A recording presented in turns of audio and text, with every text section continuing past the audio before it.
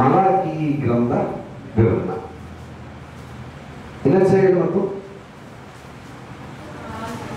4 అధ్యాయాలు కలిగిన మలాకీ గ్రంథాన్ని ఇప్పటికీ 2వ వారానికి మనం చేరుకోవడానికి దేవుడు కృప చూపాడు. గత వారం నుంచి దీన్ని మనం ప్రారంభించుకున్నాం. మీలో చాలామంది విన్నారు అని అనుకున్నాను, చాలామంది గుర్తుంది అని కూడా అనుకున్నాను. ఏంటో మలాకీ గ్రంథం అంటే, ఈ గ్రంథం కొరకు పరిచయ భాగంలో 3 ప్రశ్నలు మనం మాట్లాడుకున్నాం. ఒకటి, ఎవరు రాశారు, ఎవరికి రాశాడు, ఏ కాలంలో రాశారు. ఎవరు రాశారు అనగానే ఇదొక ఆన్సర్ ఉందనుకున్నాను, మలాకీ. మలాకీ అంటే మనిషి అవ్వచ్చు, దూత అవ్వచ్చు. కానీ ఇక్కడ కనబడుతున్న కొన్ని మాటల ఆధారంగా మనిషే అని అనుకుంటున్నాం, కానీ చెప్పలేము, దూత అయ్యే ఛాన్స్ కూడా ఉంది.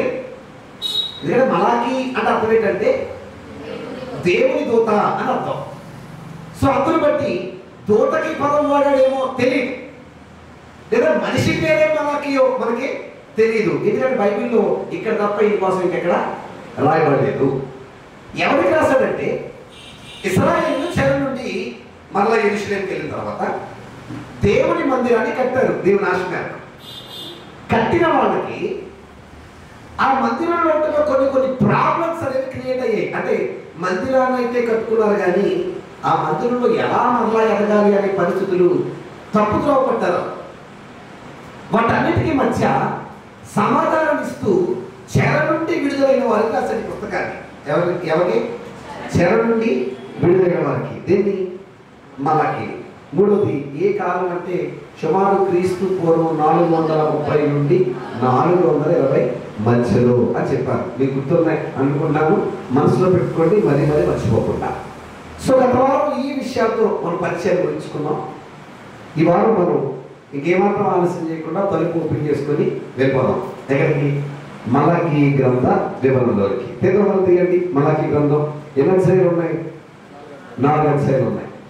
యథావిధిగా అప్పట్లాగే భాగాలుగా ఈ అధ్యాయాలను మనము వివరించుకునే ప్రయత్నం చేద్దాం.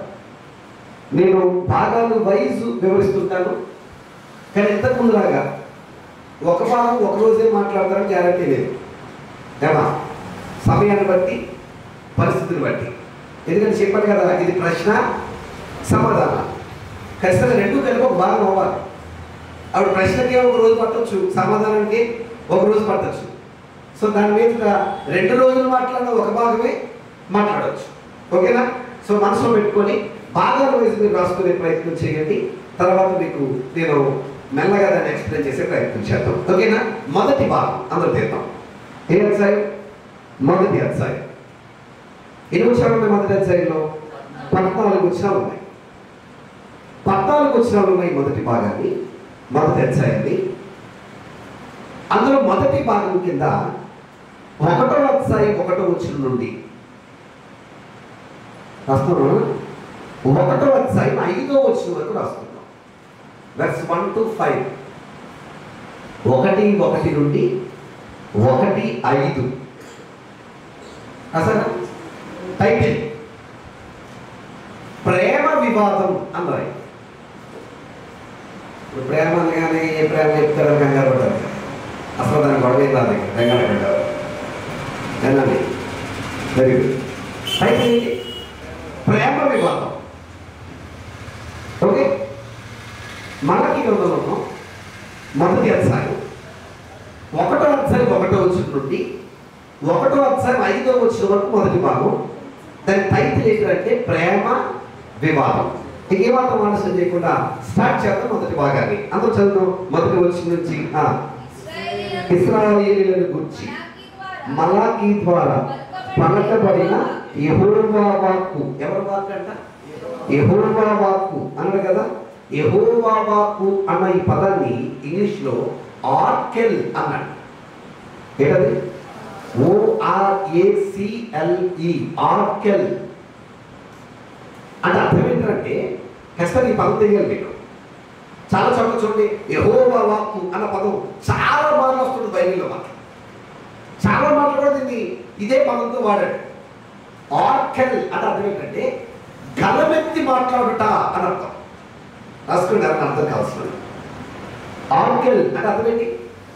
గలమెత్తి మాట్లాడటం అంటే ఈ పుస్తకం పర్టికులర్గా ఇది పర్సనల్గా చెప్పబడ్డది కాదు, అందరికీ తెలియాలని రాయబడింది అనమాట.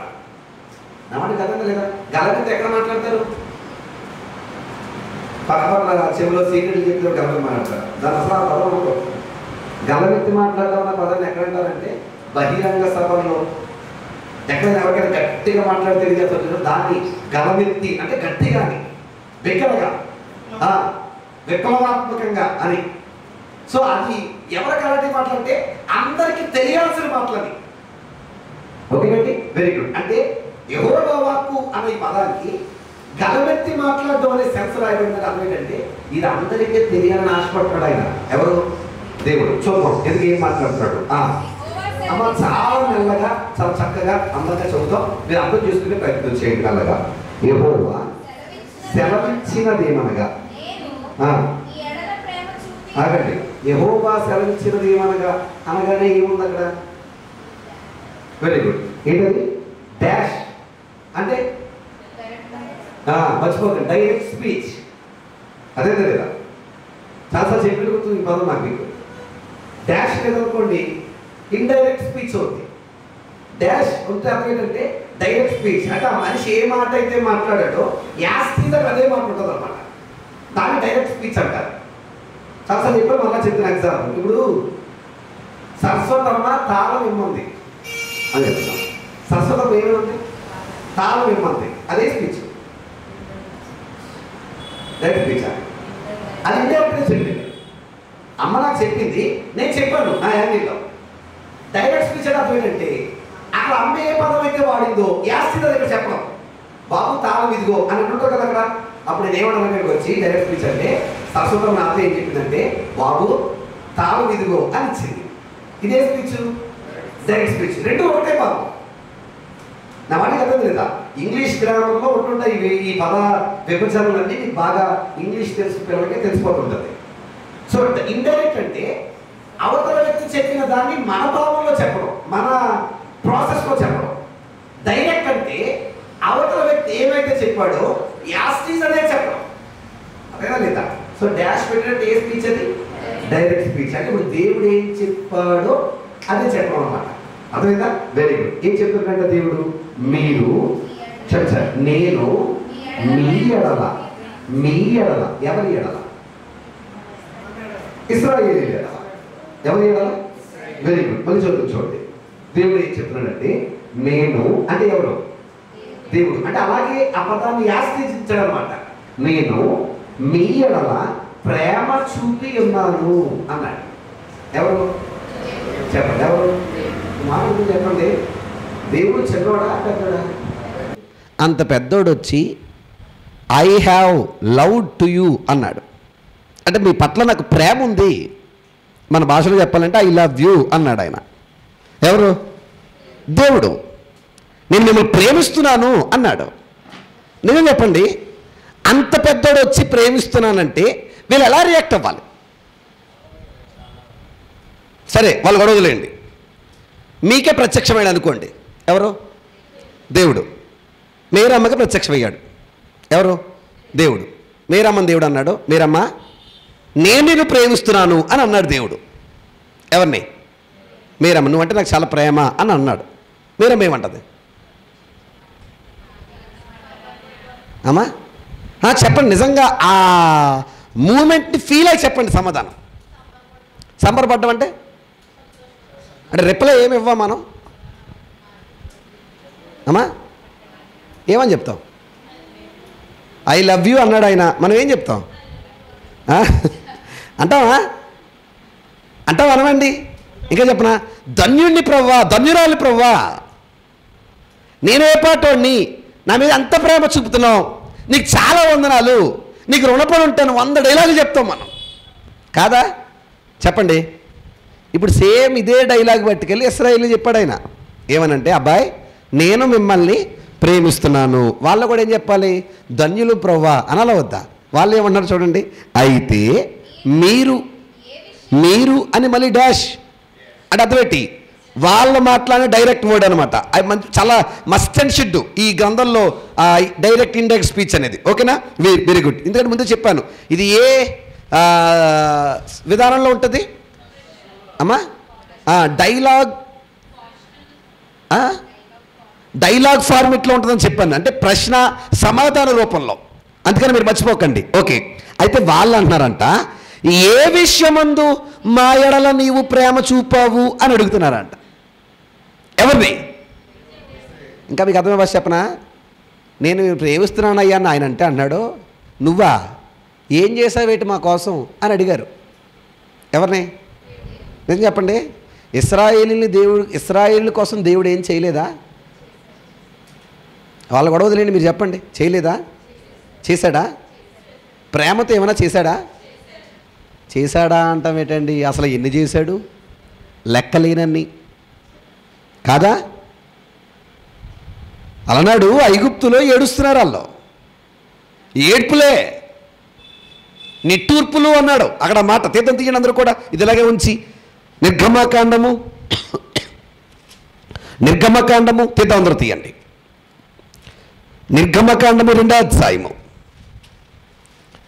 నిర్గమకాండము 2వ అధ్యాయము. Very good. 23 చూద్దాం. అలాగున అనేక దినములు జరిగిన పిమ్మట ఐగుప్తు రాజు చనిపోయిను. ఇశ్రాయేలీయులు తాము చెయ్యుచున్న వెట్టి పనులను బట్టి నిట్టూర్పులు విడుచుచు ఏం పెడుతున్నారంట?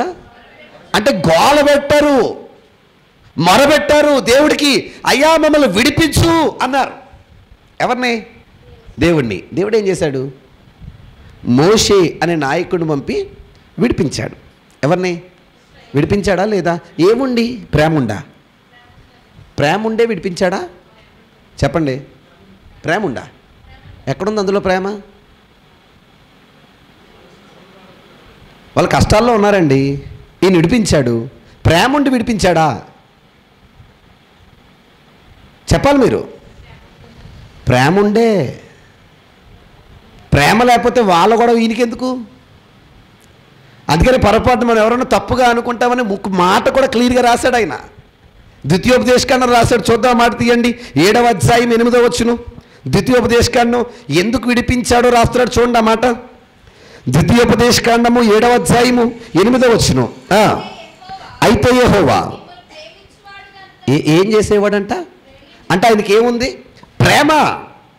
మిమ్మును ప్రేమించువాడు కనుక తాను మీ తండ్రులకు చేసిన ప్రమాణము నెరవేర్చువాడు గనుకను యెహోవా బాహుబలము చేత మిమ్మును రప్పించి దాసుల గృహమైన ఐగుప్తు నుండి రాజైన ఫరో చేతిలో నుండి మిమ్మును విడిపించాడు. ఏముండి? చెప్పండి. అంటే యేసు దేవునికి ఇశ్రాయేలీయుల మీద ప్రేమ ఉందా లేదా? ఇలా మనం ఏరుకుంటూ వెళ్ళిపోవాలి, కానీ ఎన్ని మాటలు దొరుకుతాయో. ప్రేమ ప్రేమ ప్రేమ. ఇదంతా నేను ఎందుకు చేశానంటే ప్రేమ ఉండే ఈ పని చేశాను, ప్రేమ ఉండే ఈ కార్యక్రమాలను చేస్తానని ఆయన అంటున్నాడు. నేను మీ పట్ల ప్రేమ కలిగి ఉన్నాను అన్నాడు ఆయన. ఏం కలిగి ఉన్నాడంట?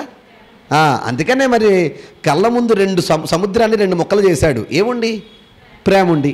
కానాను దేశాన్ని ఇచ్చాడు. ఏముండి? ప్రేమ ఉండి. ఎంతోమంది శత్రువుల చేతిలోంచి విడిపించాడు. ఏముండి? ప్రేమ ఉండి కాదా? ఇంత ప్రేమ కలిగిన ఆయన నేను మిమ్మల్ని ప్రేమిస్తున్నాను అంటే వాళ్ళు అంటున్నారు, నువ్వు మమ్మల్ని ఎలా ప్రేమించావు అని అడుగుతున్నారు. నేను చెప్పండి, అంటే దేవుని ప్రేమ వాళ్ళకి అర్థమైందా? అర్థం కాలేదా? అర్థం కాలే. నా మాట మీకు అర్థం లేదా? నేను చెప్పండి, దేవుడు వాళ్ళనే ప్రేమిస్తున్నాడా, మనల్ని కూడా ప్రేమిస్తున్నాడా? నేను నిజం చెప్పనా, మనం కూడా ఏమంటో తెలుసు, అప్పుడప్పుడు నాకు ఏం చేశాడండి ఎవరు కాదా, నా జీవితంలో ఏం చేశాడండి, నాకంటూ ఆయన ఏం కార్యాన్ని చేశాడండి, అదిగో ఆయనకి అది ఇచ్చాడు, వీడికి ఇది ఇచ్చాడు, నాకేమి ఇచ్చాడండి ఎవరు?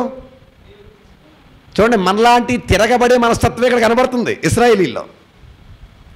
నేను మీ ఎడల ప్రేమ కలిగి ఉన్నాను అంటే వాళ్ళంటున్నారు, నువ్వా మా మీద ప్రేమ ఎలాగా అన్నారు.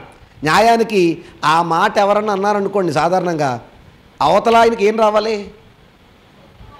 అంత ప్రేమ చూపినోడికి ఏం రావాలి? ఇప్పుడు తల్లి ఎంతో కష్టపడి పిల్లల్ని పెంచి పెద్దోళ్ళని చేసి ప్రయోజకులు చేస్తే ఎవడు కనమన్నాడో అంటాడు ఈయన, కూతురు కొడుకో, అవునా? తర్వాత అదేట్రా నీకోసం ఎన్ని చేశాను అన్నాడు అనుకోండి, నాకోసం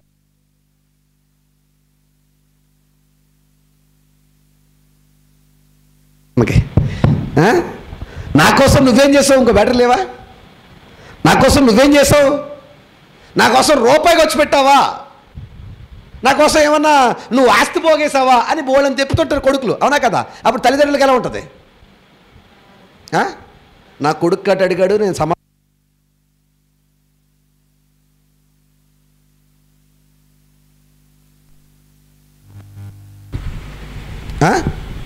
చచ్చి అవతల పోరా అంటామా? సమాధానం చెప్తామా? కొడుకుకి పిల్లలకి సమాధానం చెప్పకుండా బయటకు పోరా అంటామా? నీకోసం నేనేం చేయనప్పుడు నువ్వు నా దగ్గర ఉండాల్సిన అవసరం లేదు, గెట్ అవుట్ అంటాం మనం. ఎందుకంటే నీకంటే చిన్నోడు, నీ కడుపును పుట్టినోడు, నువ్వు ఆడి కోసం ఎంతకాలం బ్రతికితే నా కోసం నువ్వేం చేసావు అన్న క్వశ్చన్ అడిగాడు అనుకోండి, అసలు నువ్వు తీసుకోలేవు ఆ మాట. కానీ విషయంతో చెప్పనా, అంత కోపం వచ్చే ప్రశ్న వాళ్ళేస్తే అసలు మీకెందుకు చెప్పాలరా అన్న మాట ఈయన అనకుండా ఎవరో దేవుడు చాలా చక్కగా, చాలా సామరస్యంగా, చాలా నెమ్మదిగా సమాధానం చెప్తున్నాడు. నా మాట అర్థమైందా లేదా? అంటే నాకంటే తక్కువ వాళ్ళు మీకు ఎందుకు చెప్పాలన్న ఏమంటుందని విధానం లేదా ఆయనకి. చాలా పద్ధతిగా, నేను ప్రేమ చూపలేదు అన్నారు కదా, సరే చెప్తున్నారు వినండి అని క్లియర్గా సమాధానం చెప్తున్నాడు ఆయన. ఏమని చూద్దాం తీయండి. మలాకి గ్రంథము 1వ అధ్యాయం, అందరూ చూడాలి జాగ్రత్తగా. మలాకి గ్రంథం, నేను మీ ఎడల ప్రేమ చూపి ఉన్నాను, అయితే మీరు ఏ విషయమందు మా ఎడల ప్రేమ చూపితూ వందురు? దేవుడు అంటున్నాడు, యాషావు, మీరు అడిగారు కదా, వినండి, నేను ఎలా ప్రేమించాను అని మీరు అడిగారు కదా. సో నేను ప్రేమించిన పద్ధతి ఏంటో మీకు చెప్పాలి ఖచ్చితంగా. నేను ప్రేమించాలని మీకు తెలియాలి.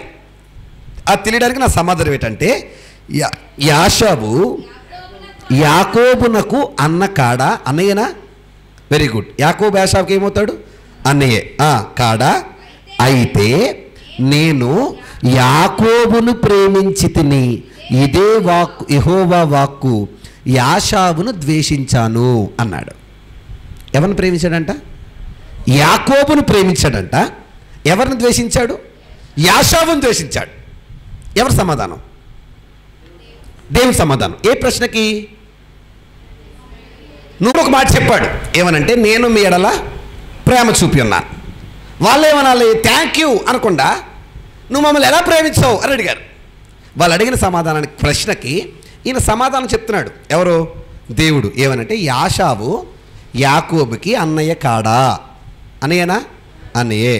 నేను అంటే దేవుడు యాకోబును ప్రేమించాను, యాషావును ద్వేషించాను.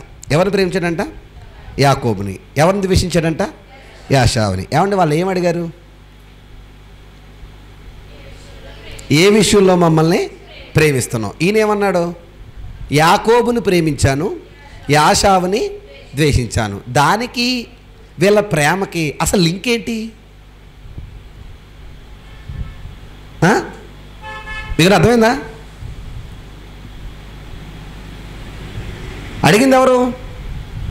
ఇశ్రాయేలీలు. ఏమని అడిగారు? మమ్మల్ని నువ్వు ప్రేమిస్తున్నావా అని అడిగారు దేవుణ్ణి.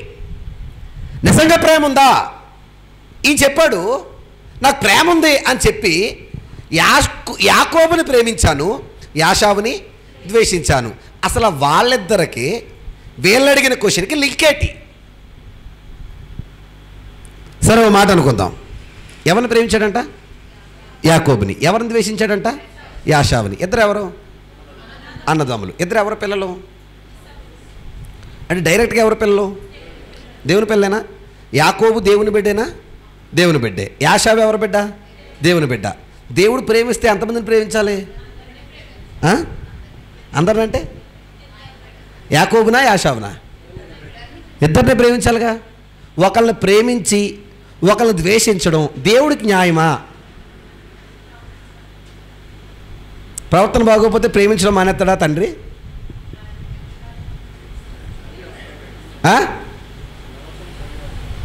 చెప్పండి.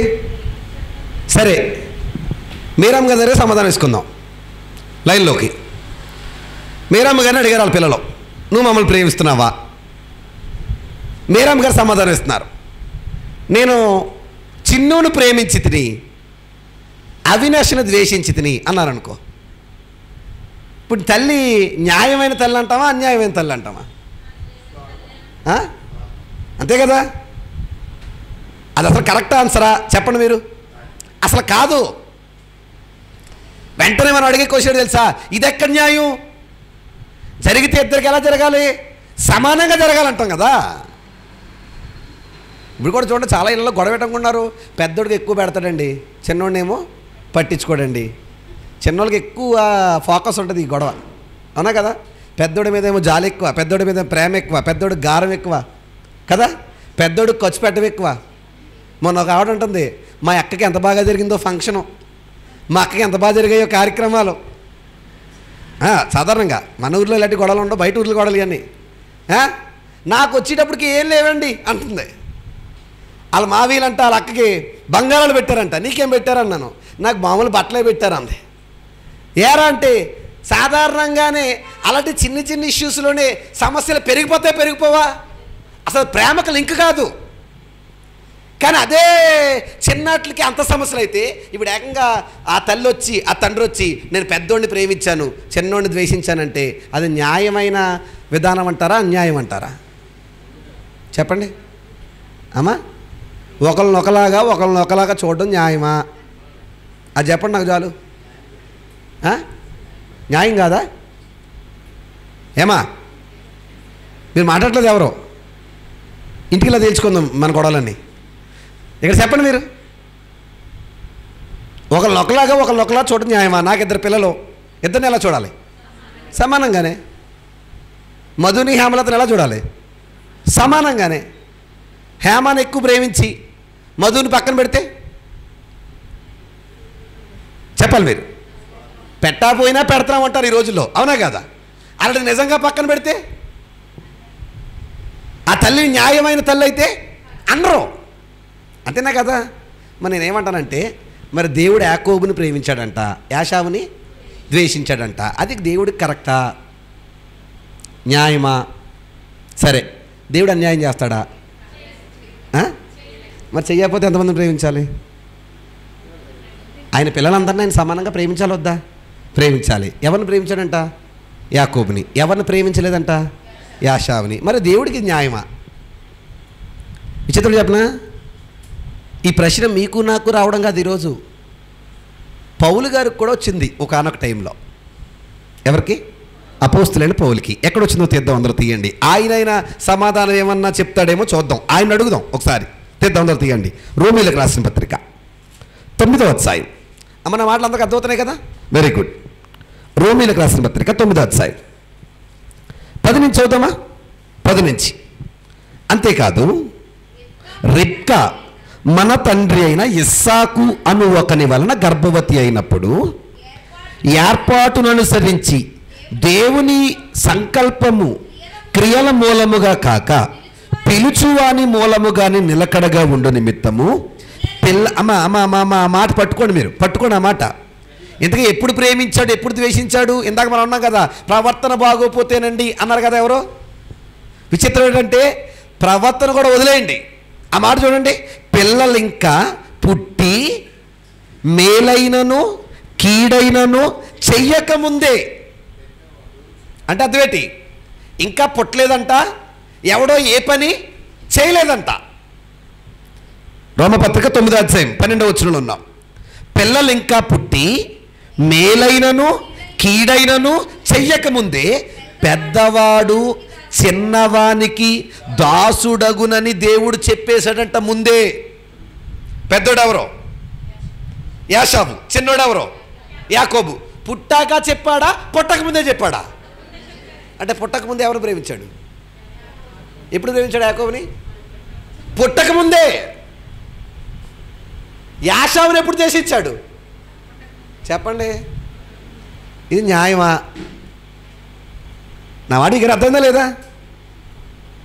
సరే, ఎదిగాక చూసి ఆడి ప్రవర్తన బాగాలేదు అందుకని ఆయన పక్కన ఇంకా తట్టుకోలేక పక్కన పెట్టాడు అనుకుందాం పోని. అలాగా సబ్జెక్ట్ ఇక్కడ. ఇంకా వాళ్ళు పుట్టి మేలైనా కీడైనా ఏది చెయ్యకముందే, అంటే పుట్టకముందే పెద్దోడు చిన్నోడికి దాసుడవుతాడు. అంటే పెద్దోడు చిన్నోడిని ప్రేమించాడు, పెద్దోడిని పక్కన పెట్టాడు. ఇది దేవుడికి న్యాయమా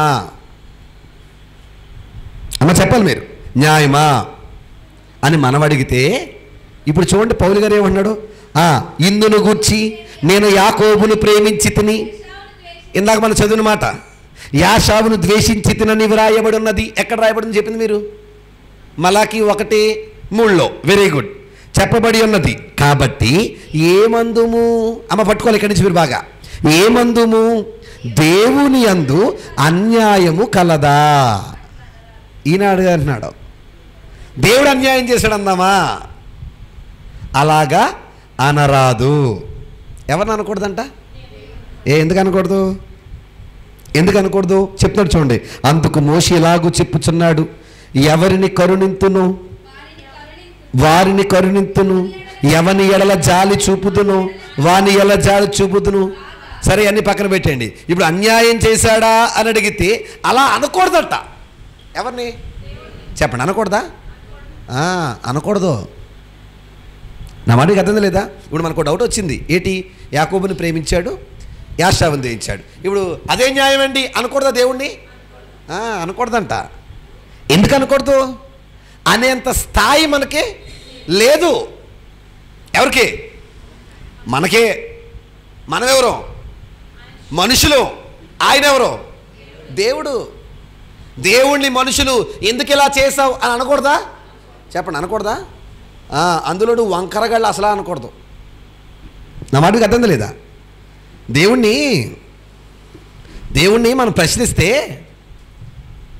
దేవుడు ప్రశ్నకు సమాధానం చెప్తున్నట్టు చెప్తాడు. ఎప్పుడు అంటే మన ప్రశ్న బాగున్నప్పుడు.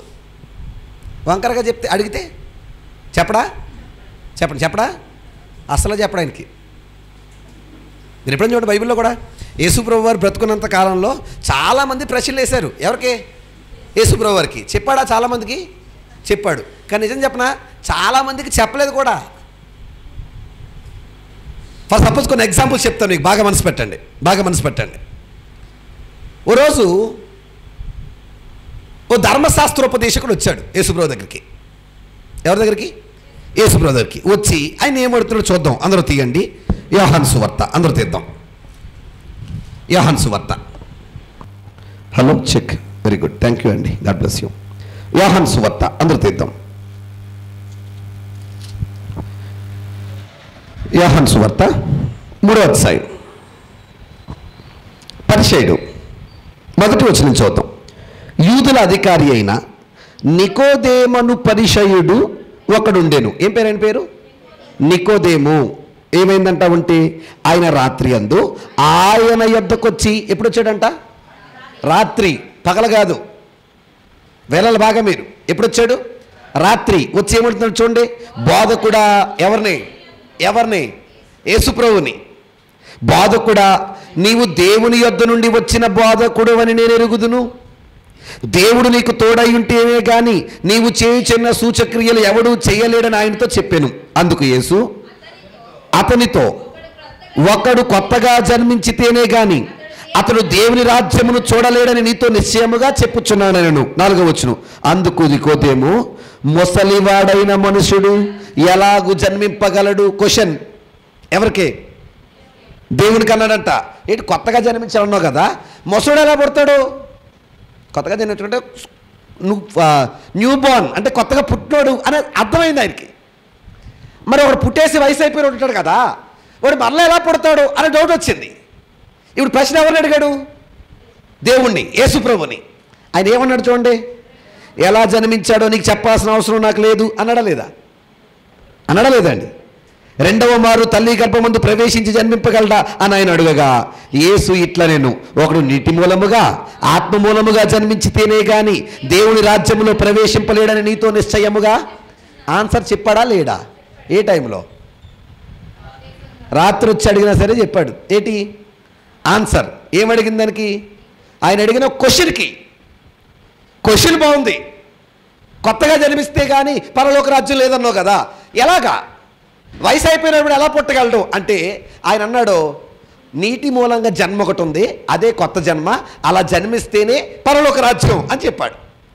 ఆయన క్వశ్చన్ అడిగాడు, అర్ధరాత్రి అడిగినా దానికి ఏం చెప్పాడు? సమాధానం చెప్పాడు. ఎందుకని? క్వశ్చన్ బాగుంది కాబట్టి, అడిగేవాడు బాగున్నాడు కాబట్టి. నా మాట నీకు అర్థందా లేదా? అంటే క్వశ్చన్ బాగుంటే ఆన్సర్ చెప్తాడా? చెప్తాడు. మరి బాగోపోతే చెప్పడా? క్వశ్చన్ బాగాలేదు, ఆన్సర్ చెప్పడాయినా చెప్పడా? మాట్లాడండి. చెప్పడా అంటే మళ్ళీ చెప్తున్నాను, రాసి పెట్టుకోండి మీకు డౌట్ అయితే. అస్సలు చెప్పడం. నా మాట అర్థమైందా లేదా? ఓ రోజు కొంతమంది బ్యాచ్ వచ్చారు, వినాలి మీరు బాగా. ఎవరి దగ్గరికి? యేసుప్రభు దగ్గరికి. యేసుప్రభు దగ్గరికి సేమ్, నువ్వు ఇన్ని చేస్తున్నావు కదా, ఏ అధికారంతో నువ్వు పనులన్నీ చేస్తున్నావు అని అడిగారు. ఎవరిని? యేసుప్రభుని. క్వశ్చన్ ఎవరిని? యేసుప్రభుని. ఇప్పుడు నేనేం చెప్పాలి? ఆన్సర్ చెప్పాలి కదా. ఏమని? ఇగో దేవుని అధికారం అనో లేకపోతే పరిశుద్ధాత్మ అధికారం అనో ఏదో చెప్పాలి కదా. చూద్దాం, చూడండి ఏం చెప్తున్నాడు. అందరూ తీద్దాం, తీయండి. మత్తయి సువార్త 11వ అధ్యాయం, లేదు మార్కు సువార్త 11వ అధ్యాయం. మార్కు సువార్త 11వ అధ్యాయం 27 నుంచి చదువుతాం. 27 నుంచి. వారు యెరూషలేముకు తిరిగి వచ్చిరి. ఆయన దేవాలయంలో తిరుగుచుండగా ప్రధాన యాజకులను, శాస్త్రులను, పెద్దలను ఎంతమంది వచ్చారు? ఎంతమంది వచ్చారు? చాలామంది వచ్చారు. Main persons. ఇందాక ఒకడే వచ్చాడు. సమాధానం చెప్పాడా? చెప్పాడు. ఒక్కడికే చెప్తే ఇంతమందికి ఖచ్చితంగా చెప్పాలి. ఇప్పుడు ఎంతమంది వచ్చి అడుగుతున్నారంట. ఏమని? ఆయన యొద్దకు వచ్చి, నీవు ఏ అధికారము వలన ఈ కార్యములు చేయుచున్నావు? వీటిని చేయుటకు నీకు ఈ అధికారం ఎక్కడి నుండి వచ్చేనని అడిగిరి. ఎవరిని? ఆ మాటలో బేస్ ఉంది చూడండి, మీరు బాగా పట్టుకోండి. ఎక్కడిది? నీకు రైట్ ఎక్కడిది?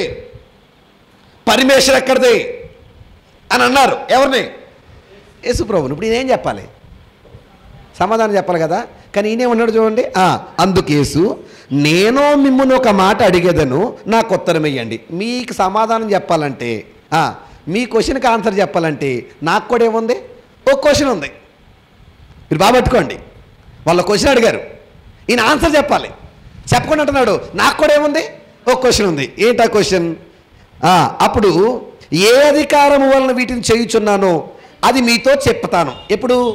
నేను అడిగిన క్వశ్చన్కి మీరు ఆన్సరు చెప్పినప్పుడు. అనగానే ఇలా చూడండి, చూడండి, ఇంటిలో చదువుకోండి. ఈయన అన్నాడు, బాప్తీసం ఇస్తాడు కదా యోహాను, ఆయన ఇచ్చే బాప్తీసం పరలోకంలో నుండి వచ్చిందా, మనుషుల వల్ల కలిగిందా అని అడిగాడు క్వశ్చన్. ఈయన ఎవరిని? వచ్చిన బ్యాచ్ని. ఇప్పుడు వాళ్ళు ఏం చెప్పాలి? సమాధానం చెప్పాలి. చెప్తేనే వీళ్ళకి ఏం దొరుకుతుంది? అంతే కదా.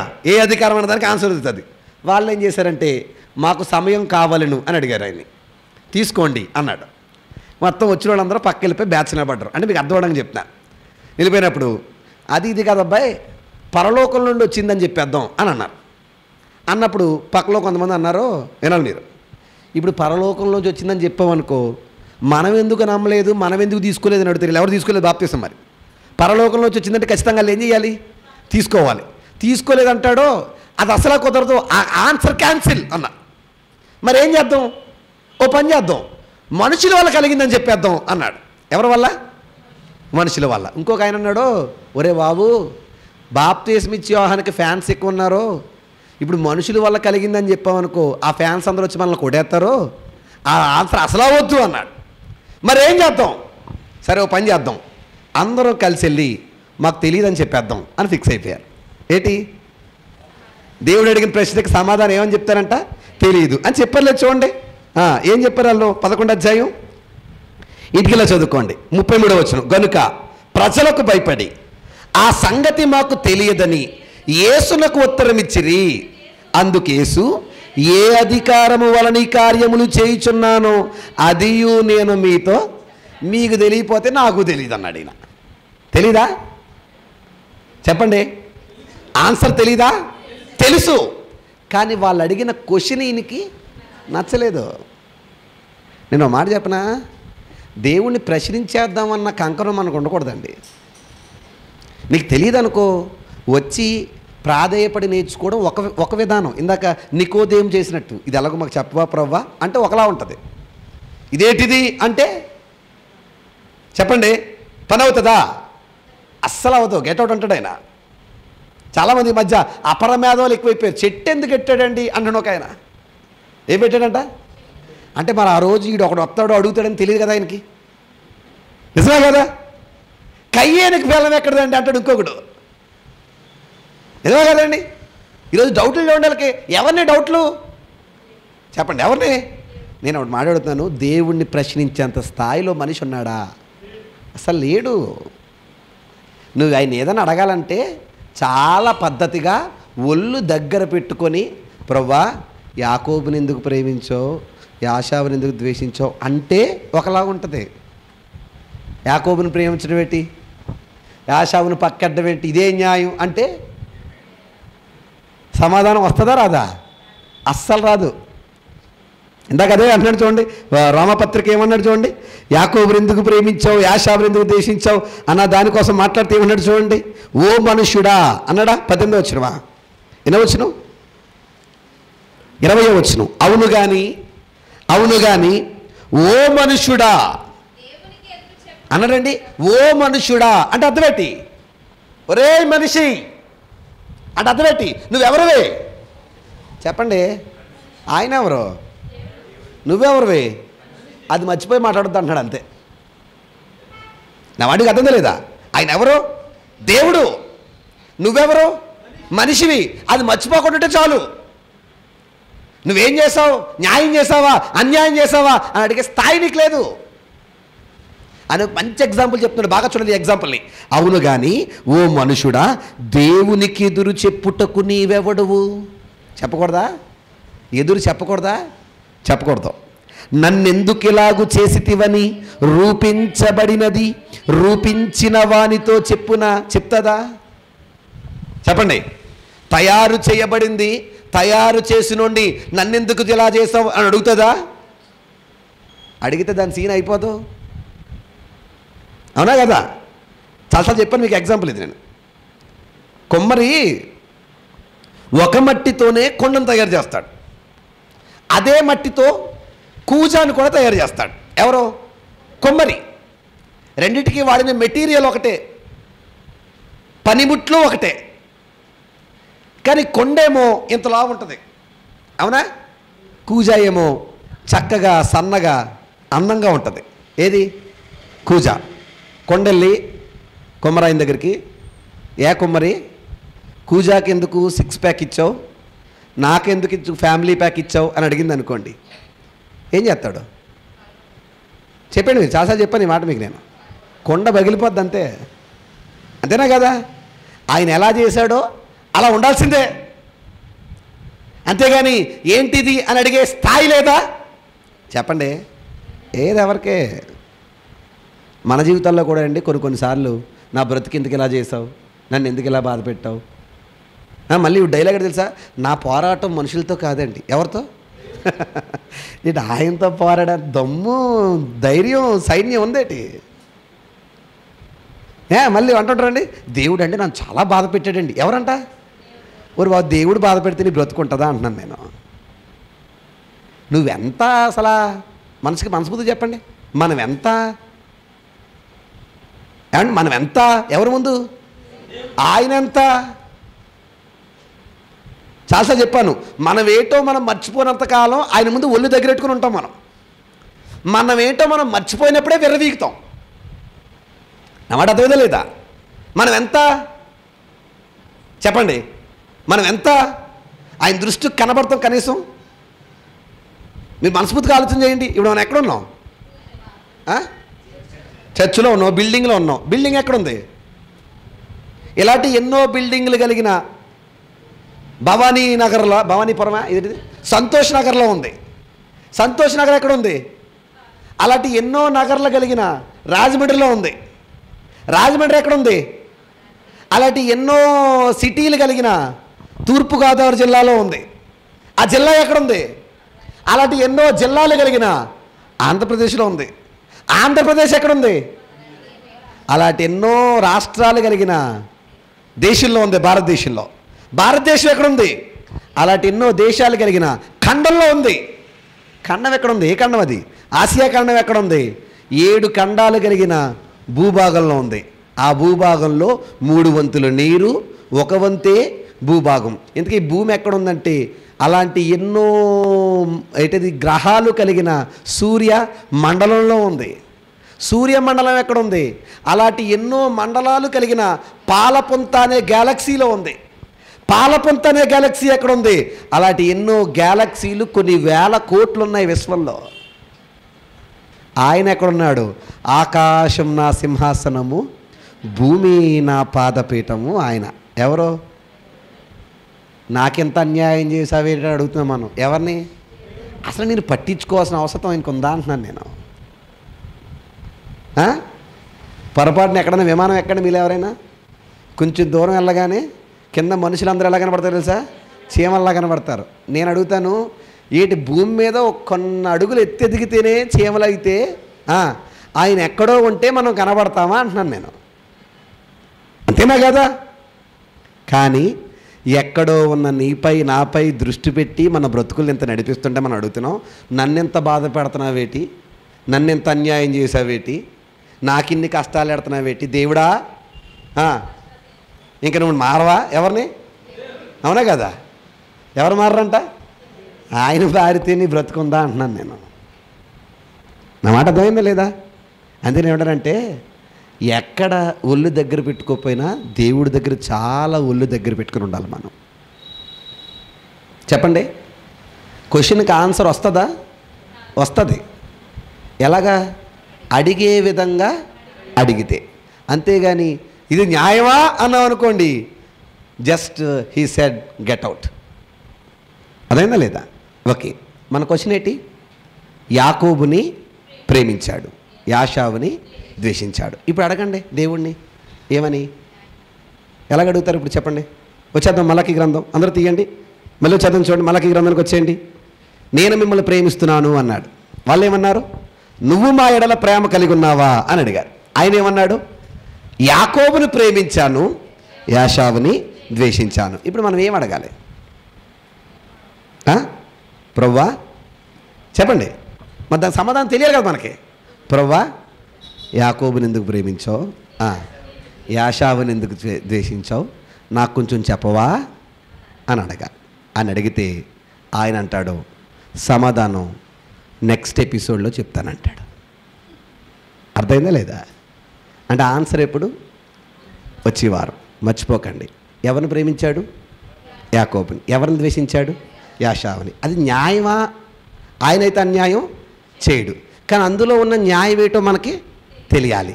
దాన్ని రిక్వెస్టబుల్గా దేవుణ్ణి మనం అడగాలి. అడిగితేనే మనకు సమాధానం దొరుకుతుంది. దాని సమాధానం వచ్చే వారం చూద్దాం. ఓకేనా? అందరికి వందనాలు. ఇంకా మొదటి భాగం అవ్వలేదు, కానీ విన్న ఈ మాటలతో మన జీవితాలను జాగ్రత్త చేసుకొని ఆయనలో ఎదిగే ప్రయత్నం మనం చెయ్యాలి. ఎన్ని వచ్చినట్టు మాట్లాడుకున్నాం? 1, 2, 3 అంతేనా? Very good. సో మాటలను అంటే ఈ వచనాలను మీ హృదయాల్లో పదిలపరుచుకొని మీరు మాత్రం ఒకటి గుర్తుంచుకోండి, మన జీవితాల్లో దేవుడు ఏం చేసినది న్యాయమే, అన్యాయం అయితే చేయడు. ఎందుకంటే ఆయన అన్యాయం చేసేంత పెద్ద టార్గెట్లు కాదు మనం, మన బ్రతుకులు నడిపించేదే ఆయన. కాబట్టి నా బ్రతుకుని ఇలా ఉంచినందుకు వందనాలయ్యా, నీకు ధన్యురాలనయ్యా, ధన్యుణ్ణయ్యా అని విధేయతతో బ్రతికితేనే మన బ్రతుకులు ఇంకా క్షేమంగా ఉంటాయి. సో అలాంటి ఆలోచనలతో ఆయనలో ఎదిగే ప్రయత్నం చేద్దాం. అందరూ కళ్ళు మూసుకుందాం, ప్రార్థన చేసుకుందాం, లేచి నిలబడదాం.